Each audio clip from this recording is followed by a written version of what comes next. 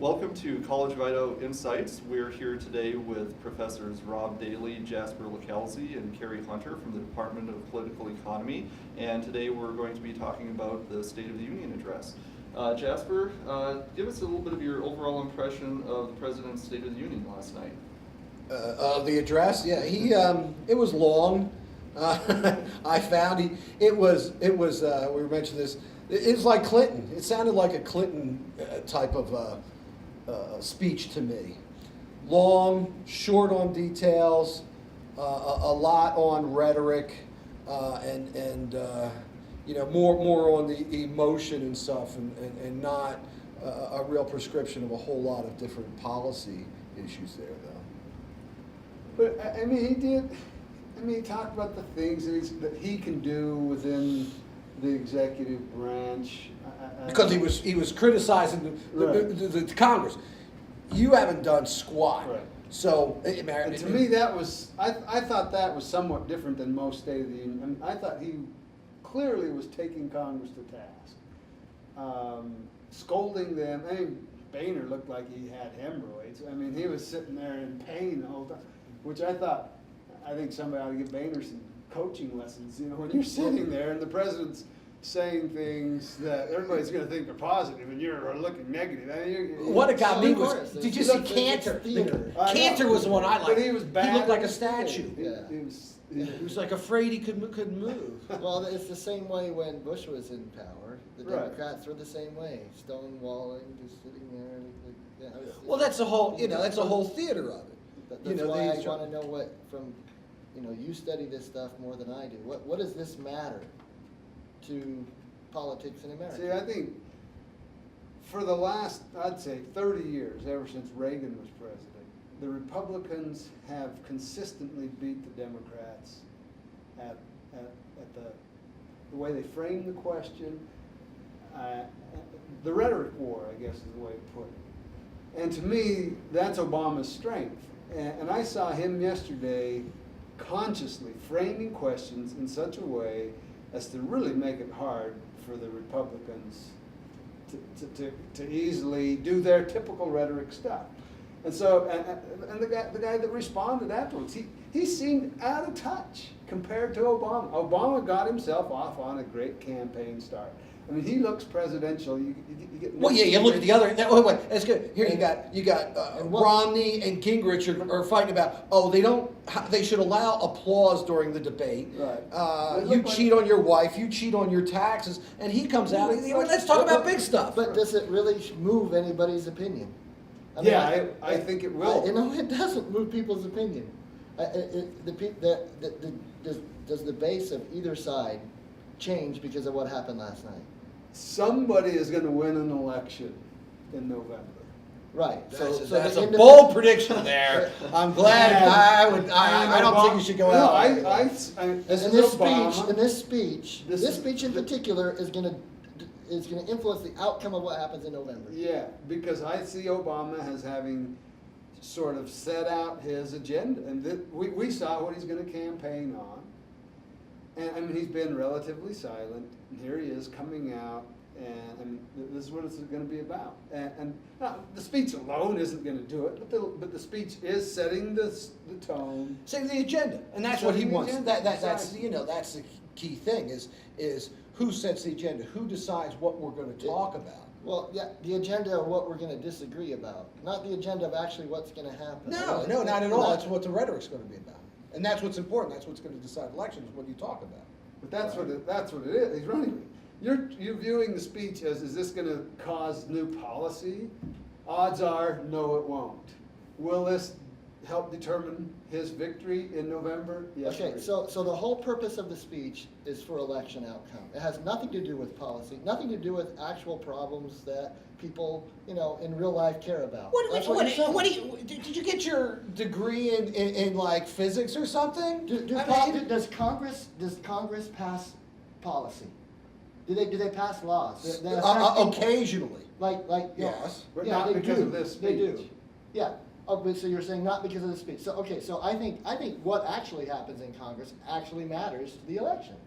Okay, not Right, just, but what you're saying but- is you're reducing all politics and all decisions that people make to just rhetoric, or the consequences of all politics to just rhetoric. It's like Fox News and MSNBC. No. That's But all you're it has. saying, what Congress does affects policy, yes. But then you're trying to say the speech then affects Congress, which then affects policy. Are you saying I'm trying to say won't? it doesn't. I'm saying it doesn't. I don't think this has much effect on what I think. So what what Well, does- what Congress does, right? But Huh? it doesn't have much to do with what Congress does. This here I showed you earlier. This is, from speeches from Carter to Bush. It's a chart detailing poll changes before and after the speech. They don't even move more than well, Bush had a negative 4 points. Most of them go negative. Clinton had a positive 3 points. We're talking about a few people that really matter in the horse race that are really affected by this. The bases are going to be unchanged by this. All it does is further divide Bush or Obama from Congress. I don't know what the effect is of this that really is significant. Why do we spend so much time worrying about the State of the Union address? Well, for one thing, you have to do it. The Constitution says the president has to give the Congress a statement on the State of the Union. He doesn't have to do it orally, and it was only done, and it was done just in writing from Jefferson until Wilson. But he has to do it. That's part of it. Of course, but Kerry says it's making an effect. No, I do think it's making an effect, and I think it's even. Well, I won't say that. Rhetoric does make an effect. On Ultimately, even on law that will be passed. Okay, so what are the consequences on the laws that will be passed as a result of this speech? What can you predict? What can we know? What do I know when I see this speech? What can I? Do I have any confidence whatsoever that anything that he laid out, or that the Republican response, chimed in on, is gonna come to fruition or not? I mean, But I don't think it has to be anything specific. That he says, this specific thing in here, that's going to be passed. He could change the atmosphere more than anything else, and you get things passed that have anything that were not stated actually in the speech. Okay, give some examples. Okay, how about oil subsidies? Let's end oil subsidies. Okay, we hear that a lot every year. Oil subsidies. So this speech laid it out again. Is it going to happen? What's going to happen? Outsourcing. He said outsourcing. We're going to stop. We're going to no longer reward companies for outsourcing jobs. Is that going to happen? If your take is that a State of the Union address is meaningless unless we can point to a particular statement that a particular president makes and show, and somehow using some sort of statistical analysis that speech actually led to the end of that policy being passed. If that's the standard you're suggesting we should use to determine if this speech has any influence, then I back up and say I don't see how to prove that. If that's the standard you're operating. Don't political scientists do that though? Don't they? I mean, how can they? That's why we're not political scientists. No, I mean, how can they look at the agenda? I mean, we spend a lot of time looking at the speech as if it's really significant. I think the most significant part of the speech is what he actually reports has been done. When Obama says, this is our record, this is what we did. When he says, Osama bin Laden is dead, that's indisputable, that's a fact. And that has an impact on how people think about his administration. One of the things I thought was interesting is in the response by Mitch Daniels, the Republicans, not a single mention on foreign policy. Not a single mention on international relations, not a single, was entirely domestic. What that tells me is the Republicans have really nothing to say about Obama's foreign policy because it's going really well. Well, and what the Republicans want to do is they want this election to be about the economy. If the election's about the economy, they can win. What Obama wants to do is make this as a choice. It's between me, and look at me. I'm presidential. I come up with all this stuff. I look real good, and look at these clowns who are running as Republicans who fight against each other. If that's what it's about, if it's not a referendum about him but a choice, he does well. If it's just a referendum on the economy, and the Republicans see that, and they're not going to talk anything about.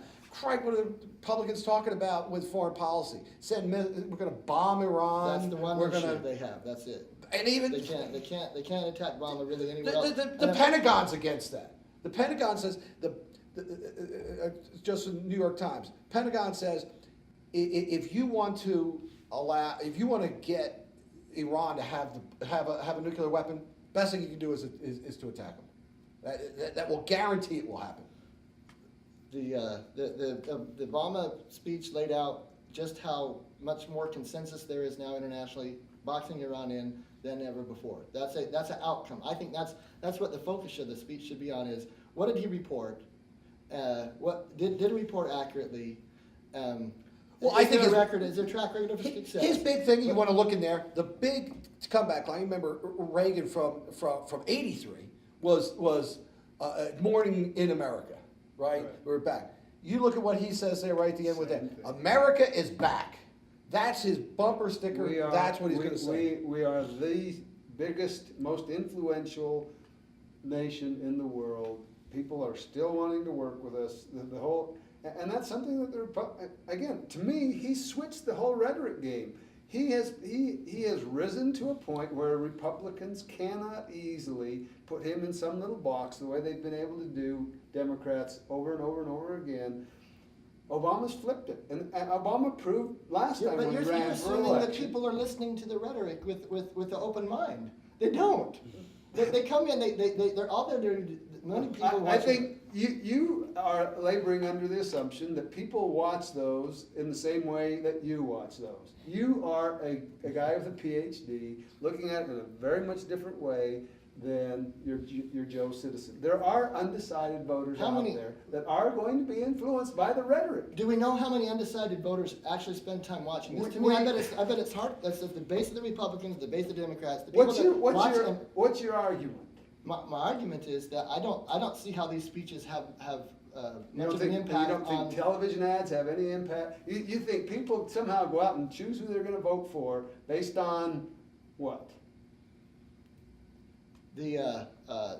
There's the independent middle is what matters. Am I wrong, Right. Jasper? And that's exactly So what my he question is is, That's what trying this to is do. I'm not an to. expert in American government. I'm not claiming that. I just want to know how a speech like this impacts Those the horse race for president, or B, actual policy. That's what I want. Well, to know. I think I for the don't horse know. race or whatever, what he's doing here is he's presenting himself as he's the president. It's He's the person who's the adult in the group here. Right. And he's also, you saw, there was a lot of different proposals there. Whether they get passed or not, I don't think are that important. That he's saying, look, we agree on this stuff. I'm just supporting things that you agree on. And I think some people, even very partisan Republicans who will look at this and say, well, and you saw what they were standing up and clapping for. There's a lot of things that he support that they said, well, yeah, we support that too. So then it makes him look reasonable. And then when, you have Risch or Labrador or somebody like that, come and say, oh, he's a socialist, he's looking. Reasonable to you? No, he was reasonable to the Republicans in the audience who got up and clapped on a number of things. Even Boehner clapped at some things that wasn't Well, just if a he national. if he says military, they go, oh, we better clap on this. No, but there were some domestic things that It's really- they agreed on too, and he says we agree on this. I think he will help those independent voters recognize, oh, this guy actually isn't crazy. He Okay. actually has some kind of vision for uniting the country.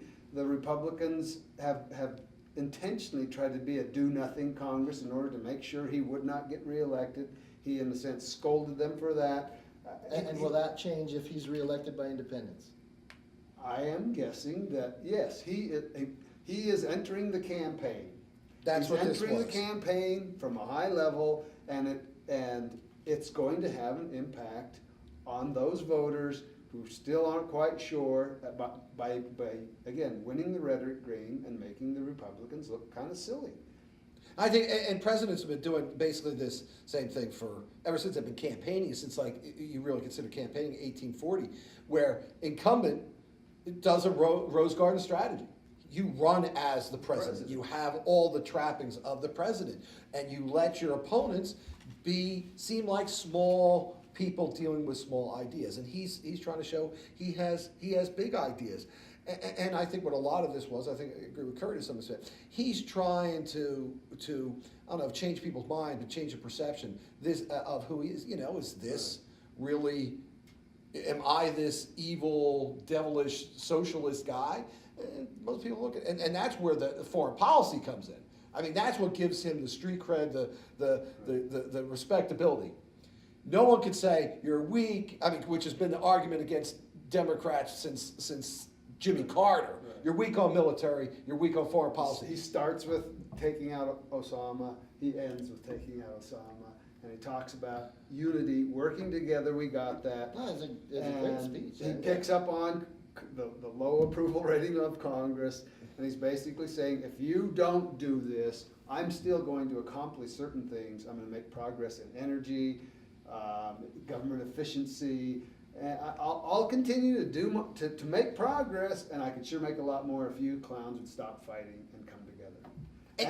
And even just, well, I think what he's trying to say, you agree with this stuff. Right, so. The only reason you're voting against this is because, like McConnell says, all you care about is beating me. Right. Instead of doing what's best for the country. Be like the SEALs, who just rescued somebody else. I mean, Trusted each I other. cannot believe. Did you see that was just in the news today? Yeah, They I saw they saved these people who were Hostages in in Somalia. I mean, it's like he had to plan that. I mean, you have to plan Well, this. that's now You we're have to talking do about what is it? Wag the dog. That's pretty exactly what we're disgusting. talking Are you about. suggesting, Jasper, that he planned this attack to time it with the or this rescue to time it with the State of the Union But address? he had to know that the rescue was coming. I don't know if they knew what day, but it was coming. It was coming. Oh man. Well, I wouldn't put it aside from the Navy to say, let's go now while we're hot. Right. You know, while he's talking about us, then we show how we do something else. So how do the Republicans respond now? How do they? Well, first of all, yeah, that Poorly, Mitch they did. Daniels on there. First of all, that's an impossible task. Right. I mean, you get the president's up there. He's got everybody. Everybody's clapping, all this kind of stuff. And then you got to be on there. And what I find was interesting. So most of the Republican kind of establishment. This is the guy they wanted running. Right. He wanted to go.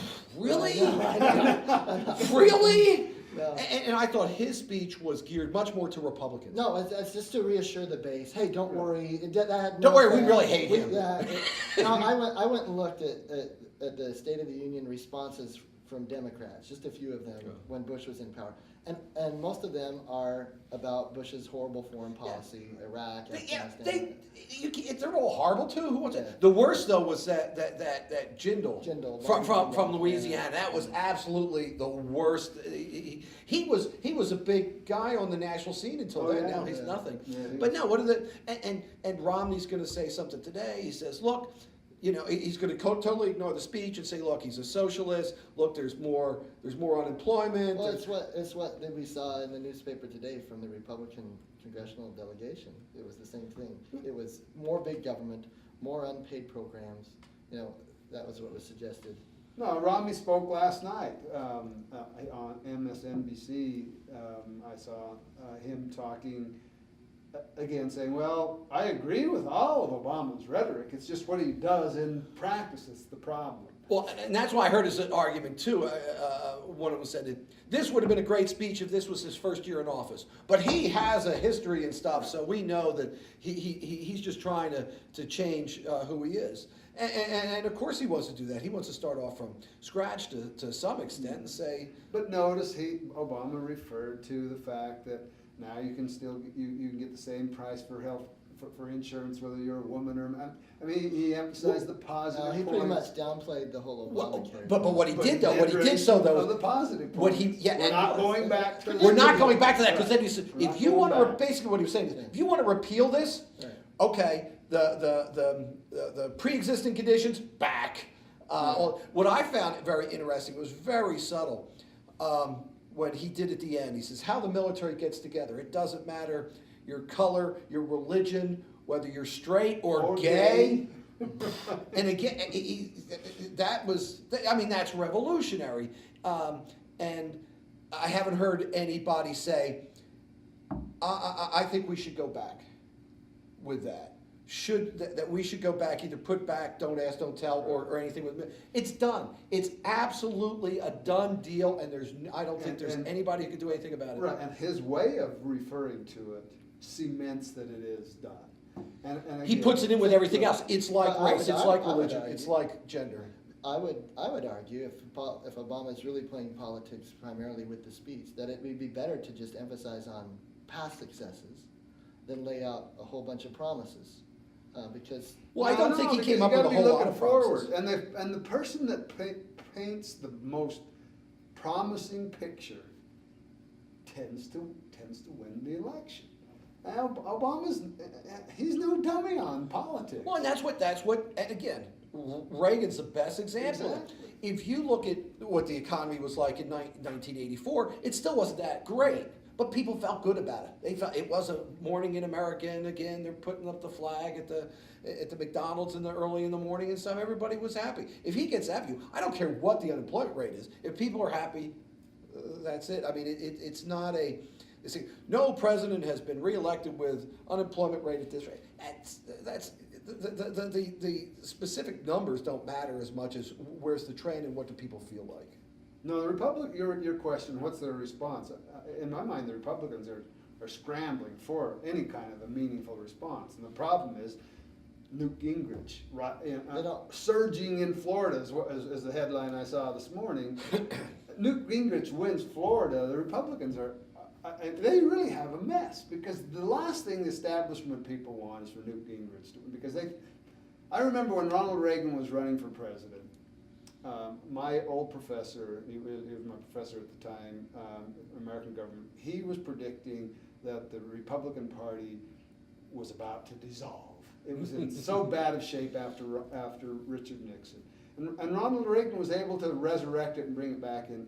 Well, if Newt Gingrich wins, or continues to have the kind of influence he is on the primaries, the Republican Party is threatened not to disappear, the way my professor suggested, but they will fear losing big in both the House and the Senate if Newt Gingrich is their face. No, and I think what you get, I think more is more like in 1964. If he would actually be the nominee, if Gingrich was the nominee, you get Goldwater, and basically all the House and Senate members said, you're in it yourself. You got to fight for yourself and just and run against him.